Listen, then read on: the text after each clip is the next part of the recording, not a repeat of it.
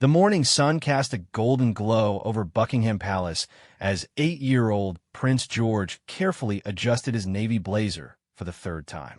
His younger sister, Princess Charlotte, sat perched on the edge of an ornate chair in their private quarters, swinging her legs nervously while their nanny helped 4-year-old Prince Louis with his collar. The children had been preparing for this moment for weeks, knowing that today would mark their grandmother's most significant celebration yet. Queen Elizabeth II's Platinum Jubilee birthday parade was no ordinary royal event. After 70 years on the throne, the Queen had decided this would be a special occasion where the youngest members of the royal family would take center stage alongside their parents. The decision had caused quite a stir in royal circles, as traditionally, such young children were kept away from major state ceremonies. Princess Charlotte smoothed down her powder blue dress, the same shade her great-grandmother had worn during her own childhood appearances. She had been practicing her curtsy in the mirror every morning, determined to get it perfect. Her governess had explained that millions of people around the world would be watching, and Charlotte wanted to make her grandmother proud. Meanwhile, Prince George was grappling with a different kind of pressure. As third in line to the throne, he understood that his behavior would be scrutinized more than his siblings. His father, Prince William, had spent the previous evening talking to him about the importance of representing the family with dignity, but also reminding him that he was still just a child and should enjoy the experience. Young Prince Louis, blissfully unaware of the magnitude of the day, was more interested in the colorful military uniforms he had spotted through the window. The household cavalry was already taking their positions in the palace courtyard, their horses prancing and snorting in the crisp morning air. The sight of the magnificent animals with their gleaming ceremonial gear had captured his imagination completely. The children's mother, Catherine, the Princess of Wales, entered their quarters wearing an elegant cream coat dress with subtle platinum embroidery designed specially for the occasion. She carried herself with the grace that had become her trademark, but those who knew her well could detect the slight tension in her shoulders. Today marked the first time her children would participate in such a major royal ceremony, and she was acutely aware of how unpredictable young children could be in front of crowds. She knelt down to Prince Louis's level, gently fixing a strand of his blonde hair. "Remember what we practiced?" she whispered softly. "Wave like this, not too fast, and smile when people call your name." Louis nodded solemnly, though his attention was already drifting back to the horses outside. The palace staff moved with practiced efficiency around them, making final adjustments to decorations and ensuring every detail was perfect.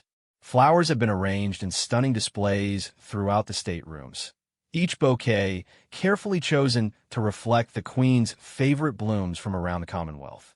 The scent of roses and lily of the valley filled the corridors, creating an atmosphere of celebration that even the youngest royals could feel. As the family made their way through the palace's grand corridors toward the balcony where they would join the Queen, Charlotte suddenly stopped. "Mama," she whispered urgently, tugging at her mother's coat. "What if I forget to curtsy? What if everyone laughs?" The vulnerability in her voice revealed the pressure she felt despite her young age. Catherine crouched down, taking her daughter's small hands in hers. "Darling, everyone there loves Granny just like we do. They're not there to judge you. They're there to celebrate with us. And if you forget the curtsy, it doesn't matter one bit. What matters is that you're there to show Granny how much she means to you." The reassurance seemed to work, and Charlotte's shoulders relaxed slightly. Prince William appeared beside them, resplendent in his military dress uniform, his medals catching the light from the crystal chandeliers above. He scooped up Prince Louis, who had been lagging behind, fascinated by every portrait and piece of furniture they passed. "Ready for the adventure, Lou?" William asked, earning a delighted giggle from his youngest son. The sound echoed through the normally serious corridors of the palace, bringing smiles to the faces of the staff who had watched these children grow from babies into confident young royals. As they approached the famous balcony, the distant sound of the crowd outside grew louder. Thousands of people had gathered along the mall, their excitement building as they waited for the royal family to appear. Many had been camping overnight to secure the best viewing spots, armed with flags, flowers, and homemade signs expressing their love for the Queen and the royal family. Prince George could hear the crowd's anticipation through the thick palace walls, and his stomach fluttered with nervous excitement. He had appeared on the balcony before, but never as part of such a momentous occasion. Today felt different, more significant, and he could sense it in the way the adults around him moved with extra purpose and ceremony. The Queen herself was already waiting in an anteroom near the balcony, wearing a stunning mint green coat and matching hat adorned with delicate pearl details.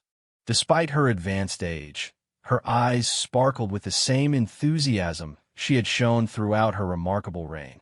When she saw her great-grandchildren approaching, her face lit up with genuine joy. "My dear ones," she said warmly, extending her arms to embrace each child in turn. "Are you ready to help me celebrate?" Her voice carried the weight of 7 decades of experience, but also the tenderness of a loving great-grandmother who cherished these moments with her family. The moment was interrupted by the sound of the royal artillery firing the traditional salute from nearby Hyde Park. The sudden boom made Prince Louis jump slightly, but instead of being frightened, he looked thrilled by the dramatic sound. "Again," he demanded, causing the adults to chuckle despite the formal atmosphere. As they prepared to step onto the balcony, each child felt the weight of history and the warmth of family tradition combining into something magical.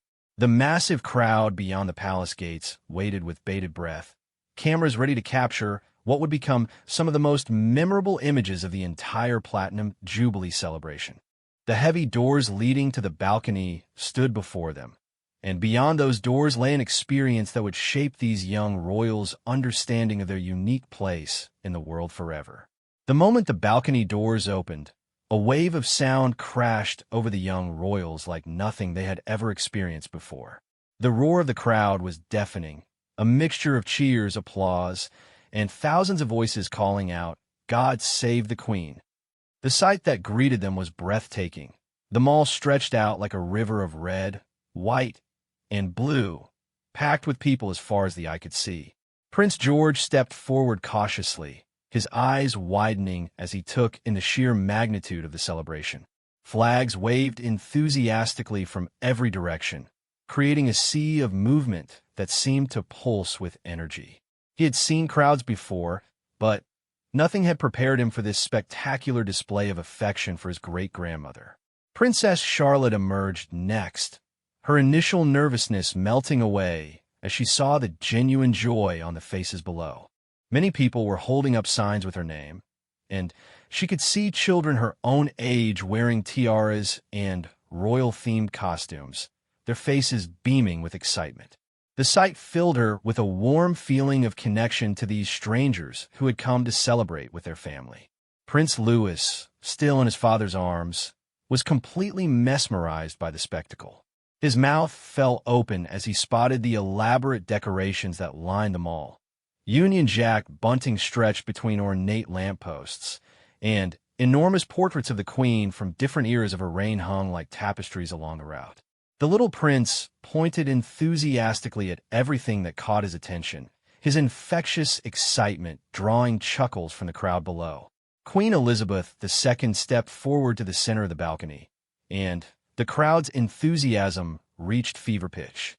She raised her gloved hand in the familiar wave that had become iconic over her 7 decades of service, and the children watched in amazement as the entire gathering seemed to move as one, responding to her gesture with overwhelming love and respect. The Queen leaned down to speak quietly to Prince George, her words lost in the crowd's noise, but her meaning clear as she guided him to stand beside her. The young prince straightened his shoulders and attempted to mirror his great-grandmother's composed demeanor, though his smile revealed his genuine enjoyment of the moment. Below them, the carefully planned ceremony continued with military precision. The household cavalry had formed perfect lines along the mall, their horses standing motionless despite the overwhelming noise. The lifeguards in their distinctive red uniforms and plumed helmets sat astride their black horses like statues, while the blues and royals mounted on their bay horses, completed the magnificent display. Princess Charlotte noticed a group of girl guides near the front of the crowd, all wearing their uniforms and badges with pride. Many were around her age, and she felt a special connection to them, imagining herself among their number if she had been born into different circumstances. She gave them an extra special wave, delighting in their excited responses. The military band struck up the national anthem, and the entire crowd fell silent except for the thousands of voices joining in song. The young royals had sung this song countless times in private, but hearing it performed by such an enormous gathering gave the familiar words new power and meaning. Prince George sang along quietly, while Charlotte listened with rapt attention to the harmonies created by so many voices united in celebration. During the anthem, Prince Louis began to fidget in his father's arms, and Prince William discreetly bounced him gently to keep him calm. The little boy's attention was captured by a military helicopter flying overhead, part of the aerial display that would mark the conclusion of the balcony appearance. He pointed excitedly at the aircraft, his enthusiasm causing several members of the crowd to follow his gaze and wave at the helicopter pilots. As the anthem concluded, the Queen gestured for all the children to step forward for the official photographs that would commemorate this historic moment. Professional photographers positioned strategically around the mall captured every angle, knowing these images would be treasured for generations to come. Prince George found himself studying the crowd's faces, amazed by the diversity of people who had come to celebrate.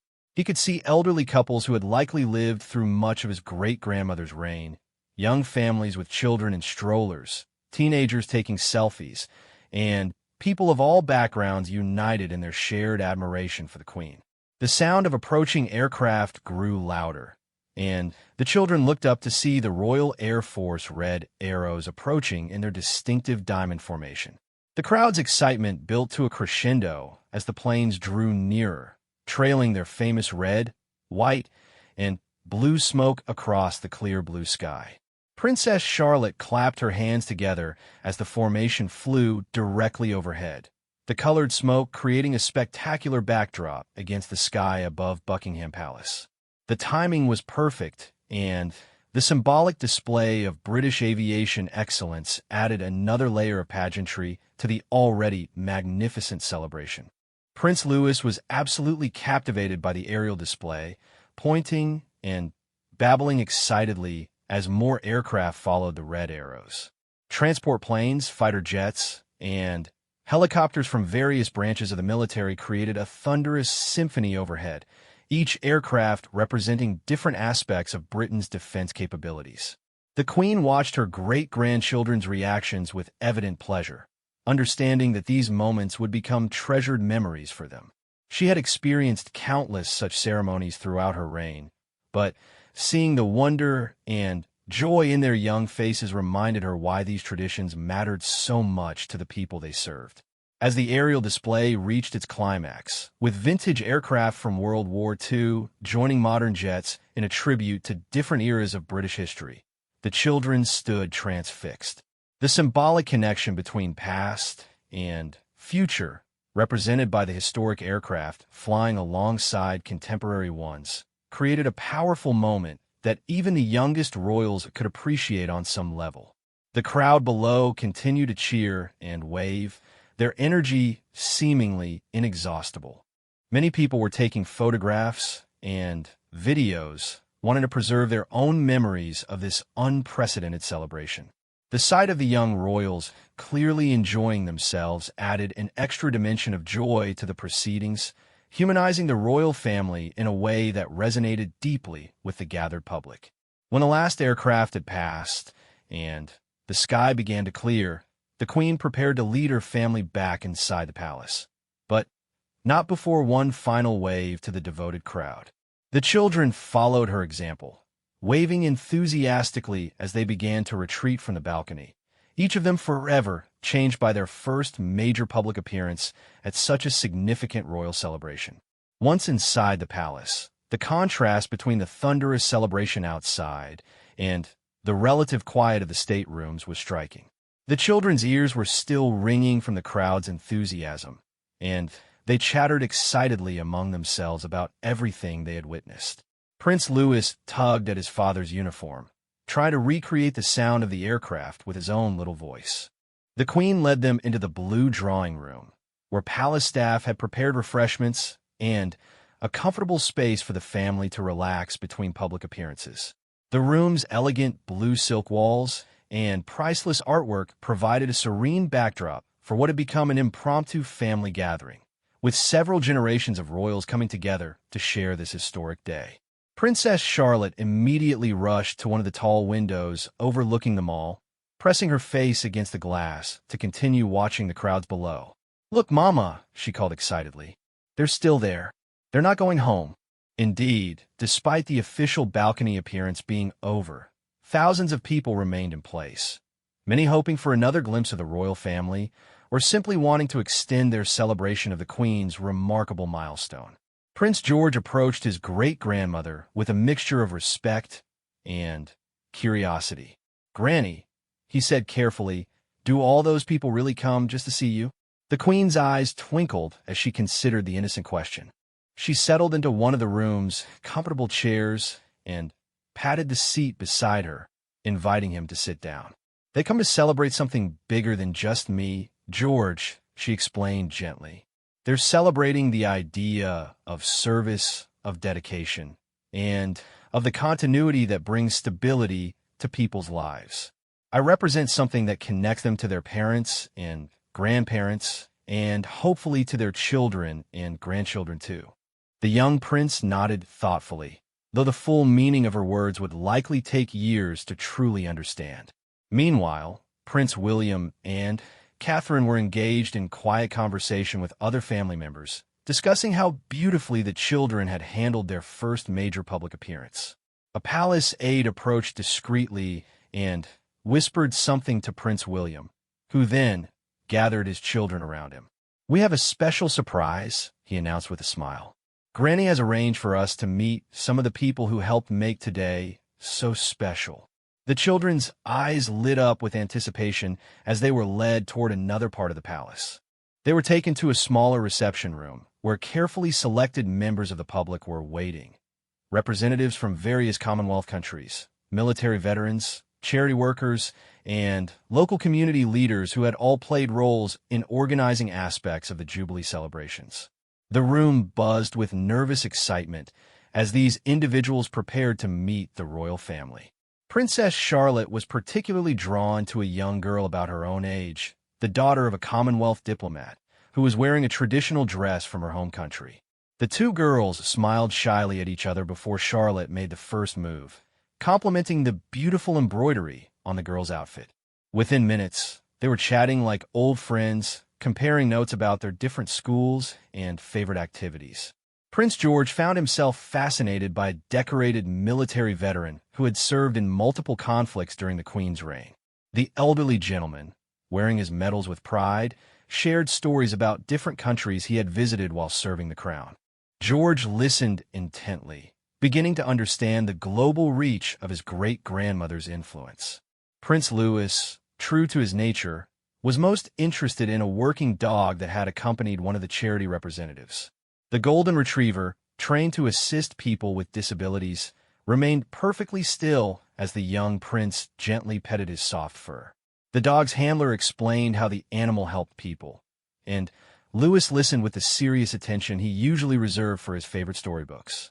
The Queen moved gracefully through the room, speaking with each guest personally and showing genuine interest in their stories and contributions. The children watched in amazement as their great-grandmother demonstrated the art of conversation that had made her beloved by so many. She remembered details about people's lives, asked thoughtful questions, and made each person feel valued and heard. One particularly moving moment occurred when the Queen spoke with an elderly woman who had been a land girl during World War II. The woman had worked on farms to help feed the nation during the war, at a time when the current Queen was still Princess Elizabeth. The two women, separated by vast differences in circumstances, but united by their shared experience of serving their country during difficult times, spoke with an understanding that transcended social boundaries.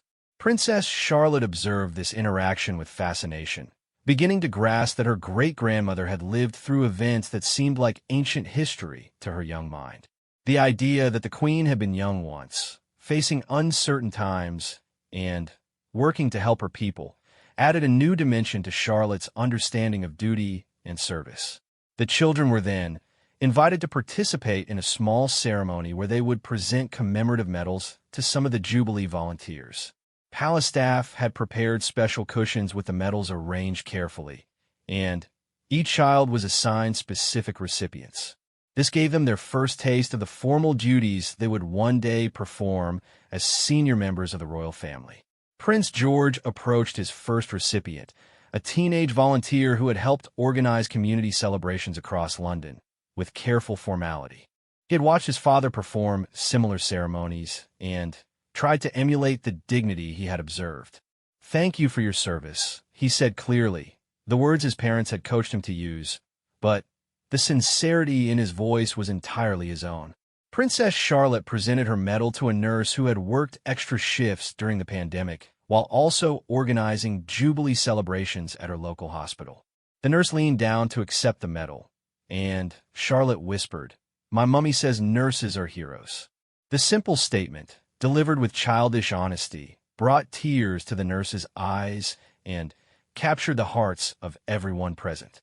Prince Louis, with significant assistance from his father, managed to present his medal to the charity dog handler. His presentation was less formal than his siblings, but his genuine enthusiasm and the way he carefully tried to copy the adult movements around him created a charming moment that perfectly captured the innocence and joy of childhood. As the informal ceremony concluded, the children began to understand that being royal meant more than wearing nice clothes and living in a palace. They were beginning to see that their roles involved recognizing and thanking people who worked hard to make life better for others, a lesson that would shape their understanding of duty for years to come. The Queen watched her great-grandchildren with obvious pride, seeing in them the continuation of values she had spent her life promoting. Their natural kindness, curiosity, and willingness to engage with people from all walks of life suggested that the monarchy would continue to evolve while maintaining its essential character of service and connection to the people. As the afternoon progressed, the children were given a rare behind-the-scenes tour of Buckingham Palace, led by the Queen herself. This was no ordinary tourist visit, but an intimate family experience where their great-grandmother shared stories and secrets that brought the historic building to life in ways they had never imagined. They began in the palace's magnificent picture gallery, where portraits of monarchs from centuries past gazed down from ornate frames. The Queen paused before a painting of Queen Victoria, her great-great-grandmother, and explained how the young woman in the portrait had once been nervous about her royal duties too. She was only 18 when she became queen, the Queen told them. "Much younger than your papa is now." Prince George studied the portrait intently, trying to imagine someone not much older than a teenager carrying the weight of an entire kingdom. The concept was almost impossible for him to grasp, but it planted seeds of understanding about the unexpected ways life could change and the importance of being prepared for responsibility. They moved through the state dining room, where the Queen described elaborate state banquets with guests from around the world. Princess Charlotte was fascinated by the massive table that could seat dozens of people, and she tried to imagine what it would be like to eat dinner with presidents and prime ministers watching every bite you took. In the music room, Prince Louis discovered a beautiful grand piano and immediately wanted to touch the keys. The Queen smiled and nodded permission, and the little prince pressed a few keys, creating a tinkling melody that echoed through the ornate space. "Your great-great-grandfather King George VI used to play piano," the Queen told him. "Perhaps you've inherited his musical gifts." The throne room proved to be the most impressive stop on their tour. The children stood in awe before the ornate chairs where their great-grandmother had been crowned and where she continued to hold important ceremonies. Prince George approached the thrones with reverence, understanding instinctively that these chairs represented something far greater than furniture. "May I sit in one?" Charlotte asked hopefully, her natural boldness shining through her earlier nervousness. The queen considered the request for a moment before nodding. Just for a moment, and very carefully, she said with a gentle smile.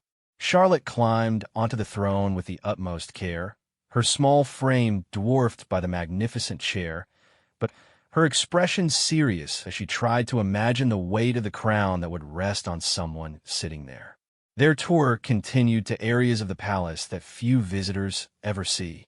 In the queen's private study, the children saw the red boxes filled with government documents that arrived daily, representing the constant flow of duties and decisions that filled their great-grandmother's life.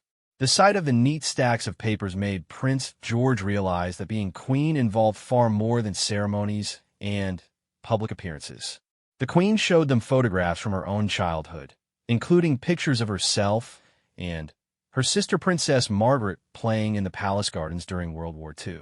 Princess Charlotte was amazed to see images of her great-grandmother as a young girl, wearing simple dresses and looking like any other child, despite living in such extraordinary circumstances. In one particularly touching moment, the Queen shared a photograph from her own coronation day, when she was just 25 years old. "I was terrified," she admitted to the children. "I had practiced for months, but standing in Westminster Abbey with the crown approaching my head, I wondered if I was truly ready for everything that would follow." Prince Louis, who had been quietly observing everything with wide eyes, suddenly reached up and took his great-grandmother's hand. "But you were brave," he said simply, his childish assessment cutting through decades of complex history to capture an essential truth. The Queen squeezed his small hand gently, touched by his innocent wisdom. Their journey through the palace revealed the human stories behind the grandeur. The Queen pointed out scratches on a table where previous generations of royal children had played, showing that this historic building had always been a family home as well as a seat of power. She showed them a window where she used to watch for her father's return from trips, making the palace feel less like a museum and more like a place where real people had lived real lives. In the palace gardens, they encountered some of the staff who maintained the beautiful grounds. The head gardener, a woman who had worked at the palace for over 30 years, showed the children how roses were cultivated and explained that some of the varieties had been specially developed to commemorate important royal occasions. Princess Charlotte was delighted to learn that there was actually a rose named after their great-grandmother. They visited the palace kitchens, where preparations for the evening's celebration dinner were already underway.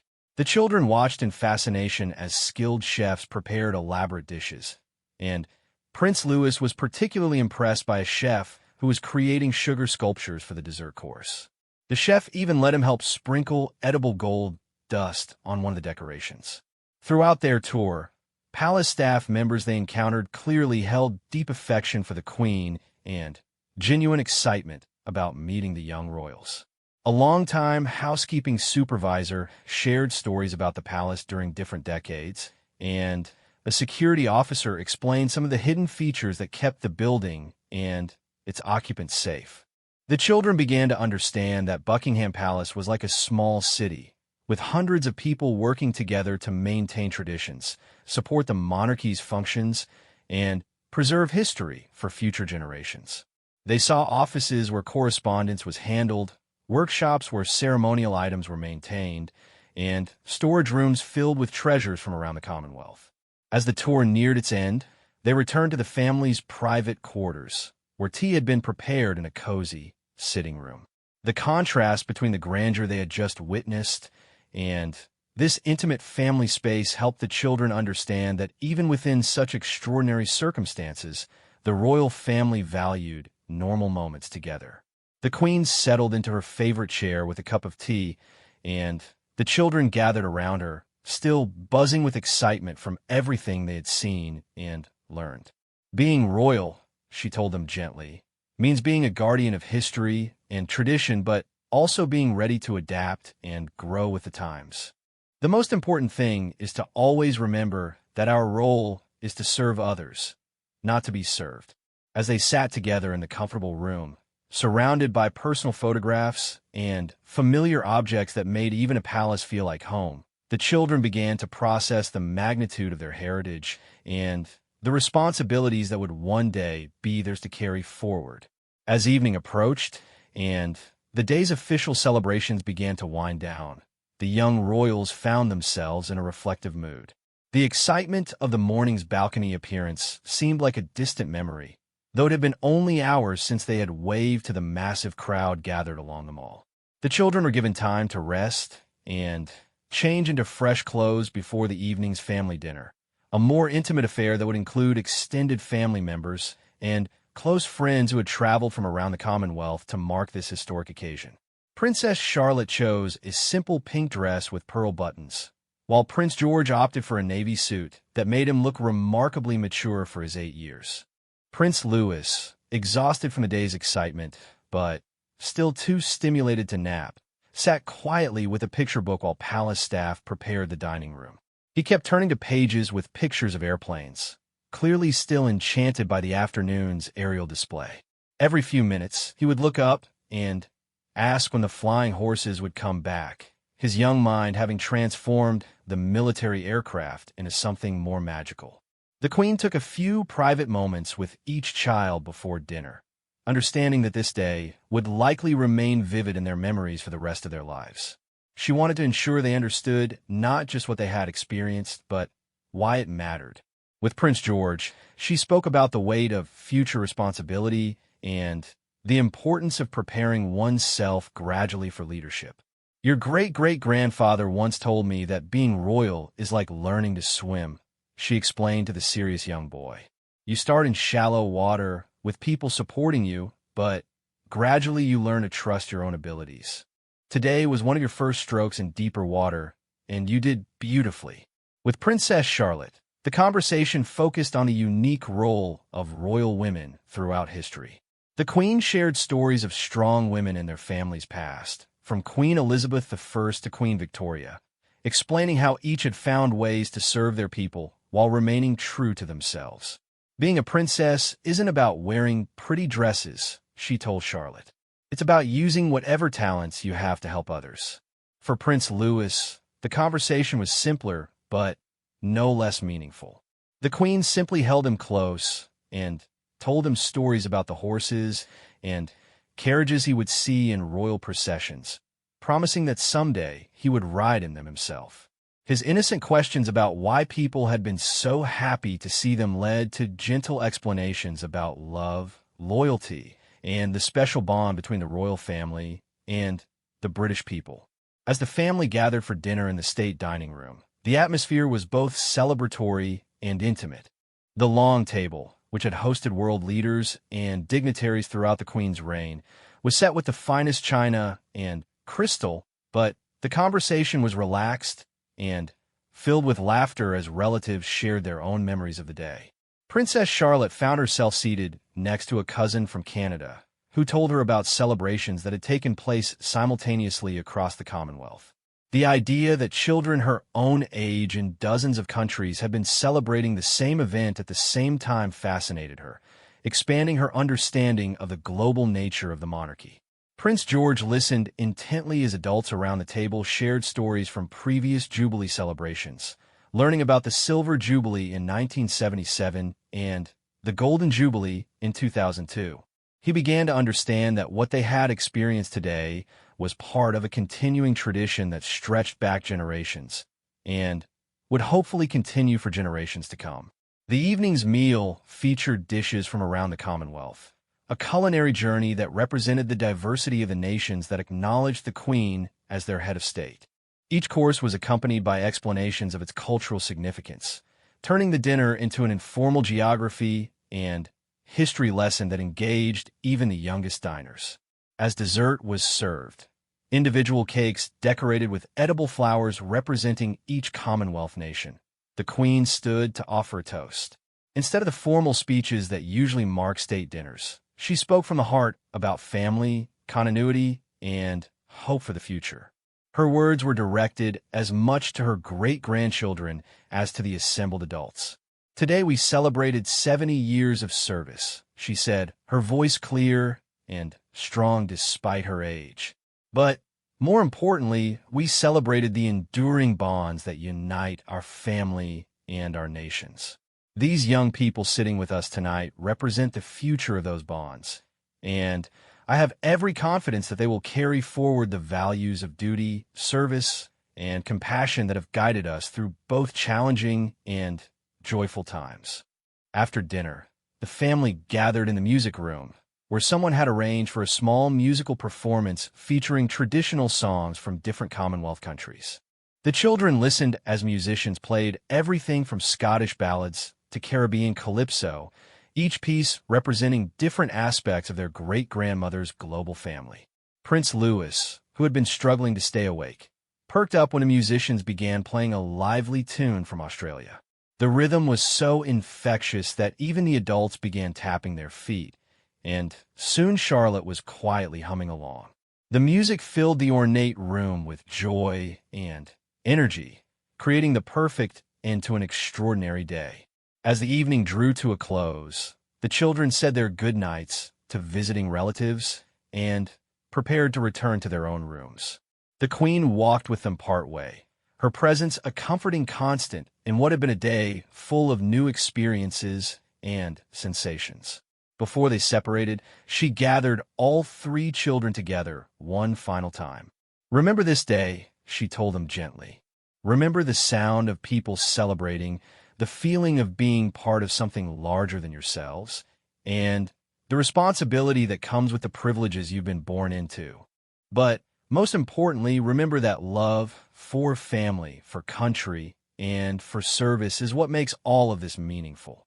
As Prince George, Princess Charlotte, and Prince Louis finally settled into their beds, their minds were full of images from the day.